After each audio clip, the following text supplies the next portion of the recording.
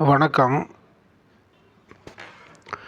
இந்த மெயின்டனன்ஸ் கேஸில் பார்த்தீங்கன்னா, ஜட்ஜு ஆர்டர் போட்டதுக்கப்புறம் அந்த பணத்தை எப்படி அந்த பொண்ணுக்கு வாங்கி கொடுக்கறது, அதாவது இந்த பெட்டிஷனர் ஒய்ஃபுக்கு எப்படி வாங்கி கொடுக்கறது அப்படிங்கிறத பற்றி தான் வீடியோ போட்டுக்கிட்டு இருக்கேன். ஓகேங்களா? வீடியோ நம்பர் 3 இது. கொஞ்சம் எடுத்த உடனே நான் விஷயத்த சொல்ல மாட்டேன். என்னுடைய அனுபவங்களும் கலந்து வருது. கரெக்டுங்களா? அதனால் இஷ்டம் இருக்கிறவங்க பாருங்கள். ஓகேவா? கஷ்டமாக இருக்கிறவங்க இதை பார்க்காதீங்க. விஷயம் வேணும், நாலேஜ் வேணும் அப்படிங்கிறவங்க கண்டிப்பாக இந்த வீடியோவை பார்ப்பாங்க. கரெக்டுங்களா? நீங்கள் நாலேஜ் கெயின் பண்ணுறதுனால எனக்கு எந்த ப்ராஃபிட்டும் வரப்போகிறதில்ல. உங்களுக்கு நாலேஜே நீங்கள் கெயின் பண்ணலைனாலும் எனக்கு எந்த லாஸும் வரப்போகிறதில்ல. கரெக்டுங்களா? இந்த வீடியோ போடுறதுனால எனக்கு காசு வரப்போகிறது இல்லை, கேஸும் வரப்போகிறது கிடையாது. கரெக்டுங்களா? நான் யாருக்கு எதிராகவும்லாம் பேசலை. அதாவது ஒரு மனுஷனை கொஞ்சம் துன்பப்படுத்தலாம், ஓரளவு துன்பப்படுத்தலாம்.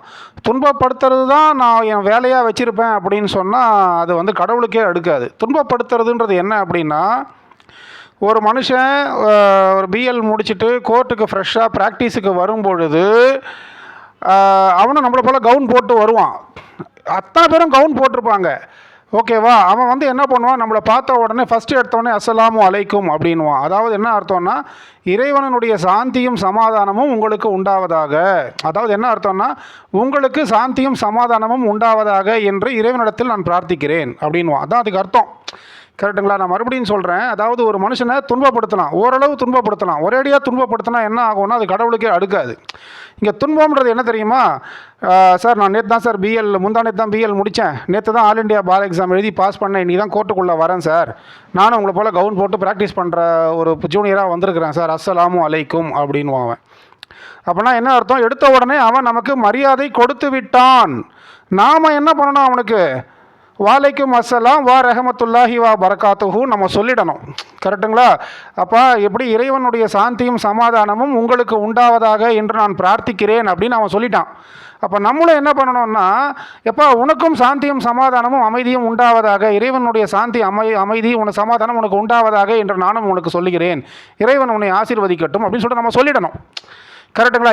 இதுக்கு பேர் தான் பண்பு, இதுக்கு பேர் தான் மரியாதை. கரெக்டுங்களா? அதாவது ஒரு வக்கீல் இன்னொரு வக்கீலை மதிக்கிறது, இதுக்கு பேர் தான் மரியாதை. கரெக்டுங்களா இல்லையா? ஒரு ஜூனியர் ஒருத்தன் உள்ளே வரான் அப்படின்னும் போது நம்ம எல்லாரும் அப்படியே கை கழுவி விட்டு அவனை அப்படியே நம்ம அப்படியே அவனை கண்டும் காணாமல் போகிறான்னா என்ன தெரியுமா அர்த்தம்? அவன் யாரை போய் கேட்பான், யார் அவனுக்கு உதவி பண்ணுவா?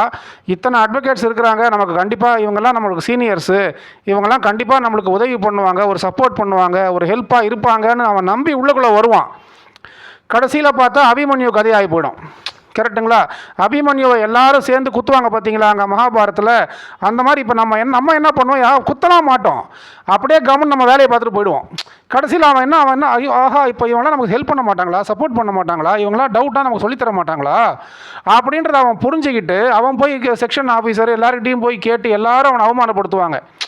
கடைசியில் அவன் கண்ணீர் அழ ஆரம்பிச்சிருவான். கரெக்டுங்களா? என்னடா அது, யாருமே ஹெல்ப் பண்ண மாட்டாங்க, யாருமே சப்போர்ட் பண்ண மாட்டாங்களே, யாருமே நம்மளை மதிக்க மாட்டாங்களே, ஒரு பெஞ்ச் கிளர்க்கு மதிக்க மாட்டாங்க, ஒரு ரெக்கார்ட் கிளர்க்கு மதிக்க மாட்டாங்க, ஒரு பாசிங் ஆஃபீஸருக்கு மதிக்க மாட்டாங்க. நான் ஏன் உன்னை மதிக்கணும்? நான் கவர்மெண்ட் ஆஃபீஸரு, கவர்மெண்ட்டுடைய வேலையை நான் செஞ்சுக்கிட்டு இருக்கேன். ஓகேவா? நீ போய் உன் சீனியர்கிட்ட போய் கேட்டு கற்றுக்கோ. இங்கே நீ சொல்லிக் கொடுக்கறதுக்காக நான் வரேன், நான் வேலை செய்கிறதுக்கு தான் நான் வரேன், நான் வேலை செய்கிறதுக்கு தான் எனக்கு சம்பளம், உனக்கு சொல்லிக் கொடுக்கறதுல எனக்கு சம்பளம் கிடையாது, கிளம்பு அப்படின்னு சொல்லிட்டு பாசிங் ஆஃபீஸர் அவனை விரட்டி விட்ருவாங்க. கரெக்டுங்களா? ஃபஸ்ட்டு அவங்க அந்த ஜூனியர் கோர்ட்டுக்குள்ளே வரும்போது பாசிங் ஆஃபீஸர் யார், ரெஜிஸ்ட்ரார் யார், சூப்பரின்டெண்டன்ட் யார், டைப்பிஸ்ட் யார், ரெக்கார்ட் கிளர்க் யாருன்னே தெரியாது, ஓஏ ஆஃபீஸ் அசிஸ்டண்ட் யாருன்னே அவனுக்கு தெரியாது, யார் ஜட்ஜு. கரெக்டுங்களா? எதுவுமே அவனுக்கு தெரியாமல் தான் உள்ளே வருவான். அவன் உள்ளே வரும்போதே என்ன பண்ணுவான், என்ன பண்ணுவான், ஒன்றுமே தெரியாமல் தான் வருவான். நம்ம தான் அவனை கூப்பிட்டு உட்கார வச்சு அவனுக்கு என்ன சொல்கிறது, அவனுக்கு எல்லா விஷயத்தை நம்ம சொல்லிக் கொடுக்கணும். அப்போ தான் அவன் நம்ம என்ன தான் சொல்லிக் கொடுத்தாலும் அவன் நன்றி இல்லாமல் கூட போகட்டும், அதை பற்றி இங்கே கவலை கிடையாது. கரெக்டுங்களா இல்லையா? நன்றி இல்லாதவங்களுக்கு கடவுள் தண்டனை கொடுத்துட்டு போகிறார். ஆனால் ஒருத்தன் உள்ளே வரும்போதே இவங்கெல்லாம் நமக்கு ஹெல்ப் பண்ணுவாங்கன்னு தான் அவன் நம்பி வரான். அவனுடைய நம்பிக்கையில் மண்ணை தூக்கி போடுற மாதிரி நம்ம எல்லாரும் அப்படியே கை கழுவி விட்டு போகிறான் அப்படின்னா அவன் துடிச்சு போயிடுவான். அவன் ஓஹோ, அப்போ இந்த தொழில் நமக்கு செட் ஆகாது போல இருக்குது, இந்த துறை நமக்கு கை கொடுக்காது போல இருக்குது, நம்ம கவுன் போட்டு கோட்டு போட்டு ப்ராக்டிஸ் பண்ணி நம்ம சம்பாதிக்க முடியாது போல இருக்குது, இது நமக்கு ஏற்ற களம் இல்லை போல இருக்குன்னு சொல்லிட்டு அவன் என்ன பண்ணுவான், இங்கே எனக்கு சப்போர்ட்டே இல்லைன்னு சொல்லிட்டு அவன் என்ன பண்ணுவான், அவன் பாட்டு வேறு ஏதோ ஒரு டிபார்ட்மெண்ட்டை தேடி போயிடுவான். இப்போ நான் என்ன சொல்கிறேன், அவன் எப்படியோ போகட்டும், எனக்கு என்ன சார்னு சொல்லிட்டு கேள்வி கேட்கலாம். ஆனால் அவனை நம்பி ஒரு குடும்பம் இருக்குது, அவங்க அப்பாவும் அம்மாவும் அவனுக்கு இப்போ கை காசு செலவு பண்ணி அவனை படிக்க வச்சுருப்பாங்க, பையன் போய் சம்பாதிப்பான்னு சொல்லிட்டு. கடைசியில் பார்த்தா பையன் வேலைக்கு ஆக மாட்டான் போல இருக்குதுன்னு அவங்களே நினச்சிருவாங்க. ஆனால் அவன் திறமையுள்ள பையனாக இருந்தாலுமே நம்ம யாரும் சப்போர்ட் பண்ணாததுனால தான் அவன் வெளியே போகிறான். சார் அப்படிலாம் கிடையாது சார். அவனுக்கு நெஞ்ச தைரியம் இருக்கணும், அவன் துணிஞ்சு நிற்கணும். அப்படின்னா அவன் துணிஞ்சு நிற்கணும்னா யாராவது ஒருத்தர் கை கொடுக்கணுமில்ல. அவனுக்கு நீச்சலே தெரியாது. நீச்சல் தெரிஞ்சவன் எவ்வளோ நேரம் தம் கட்டுவான், எவ்வளோ நேரம் வேணால் தம் கட்டுவான். நீச்சலே தெரியாமல் தண்ணியில் விழுந்துருக்கிறான், நம்ம தானே அவனை தூக்கி விடணும். அந்த தூக்கி விடுற வேலைலாம் என் வேலை கிடையாது சார். இஷ்டம்னா என்ன சொல்கிறது, நீச்சல் தெரிஞ்சால் பிழைக்கட்டும், இல்லைனா சாகட்டும் அப்படின்னு நம்ம சொல்கிறது நம்மளுடைய மனசாட்சிக்கு அது விரோதமாக இருக்குதா இல்லையா? மனசாட்சி இருக்கிறவன் அப்படி பேசுவானா?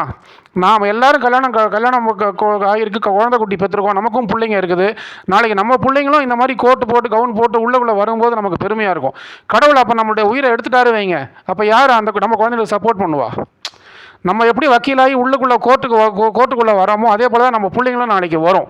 நம்ம இப்படி யாருக்குமே ஹெல்ப் பண்ணாமல் சப்போர்ட் பண்ணாமல் போயிட்டோம்னா ஒருவேளை நம்மளோட பிள்ளைங்களும் நாளைக்கு கோர்ட்டுக்குள்ளே வருதுப்பா, கடவுள் அந்த நேரம் பார்த்து நம்ம உயிரை எடுத்துட்டான், ஓகேவா, நம்ம எல்லா விஷயத்தையும் தெரிஞ்சுக்கிட்டோம், ஓகேவா, அப்போ நம்ம உயிரை கடவுள் எடுத்துட்டான்னா அப்போ நம்ம பிள்ளைங்க கோர்ட்டுக்குள்ளே வரும்போது நம்ம பிள்ளைக்கு யார் ஹெல்ப் பண்ணுவா? கடவுள் வானத்துலேருந்து என்ன பண்ணுவார்? ஆமாப்பா, நீ கோர்ட்டுக்குள்ளே இருக்கும்போது 20 வருஷம் 30 வருஷம் நீ ப்ராக்டிஸ் பண்ண, நீ யாருக்கு எந்த நல்லதும் பண்ணலப்பா, யார் வந்தாலும் நீ யாருக்கும் உதவி பண்ணலப்பா, உன் பிள்ளைக்கு நான் ஹெல்ப் பண்ண மாட்டேப்பான்னு சொல்லிட்டு கடவுள் சொல்லிட்டாருன்னா அப்போ நம்ம பிள்ளைங்க கதி என்ன ஆகுறது? கரெக்டுங்களா? அதை யோசிச்சு பார்க்கணும் இல்லையா? பிற்காலம் நாளைக்கு சூரிய உதயம்னு ஒன்று உண்டு இல்லையா? அந்த சூரிய உதயம் நாளைக்கு இருக்குதுடாப்பா, இன்றைக்கி அஸ்தமனா, நாளைக்கு மறுபடியும் காலைல சூரிய உதயம். கரெக்டாக இல்லையா? அப்படி இருக்கும்போது அவங்கவுங்க செய்கிறதுக்கு அவங்கவுங்க அனுபவிப்பாங்க. நம்ம எல்லாருக்கும் பாடம் சொல்லி கொடுத்துட்டு போயிடணும் அப்படிங்கிற பெரிய மனசு இருந்தால் நம்ம கடவுள் நம்மளை ஆசீர்வாதமாக வாழ வைப்பார். இல்லைன்னா நம்மளுடைய நிலைமை கவலைக்கிடமாகும். கடவுளுடைய தீர்ப்புலேருந்து யாருமே தப்ப முடியாது. கரெக்டுங்களா? நான் எதுக்கு அப்போ நான் எவ்வளோ பட்டிருந்தா, எவ்வளோ அனுபவம், எவ்வளோ வேதனைப்பட்டிருப்பேன். இது போல தான் ஒவ்வொரு ஜூனியரும் வேதனைப்பட்டுட்டு உட்காந்துக்கிட்டு இருக்கான். கரெக்டுங்களா இல்லையா? அப்போ நம்ம தான் அவனை கை கொடுத்து தூக்கணும். சரி, கை கொடுத்து தூக்கணும்னு நினைக்கிறவனை கடவுள் மேலே கை கொடுத்து தூக்கி விடுவான். தூக்கி விடக்கூடாது, தூக்கி விட மாட்டேன் அப்படின்னு நினைக்கிறவனை கடவுளும் கை விட்டுற போகிறான். வேறு ஒன்றும் கிடையாது.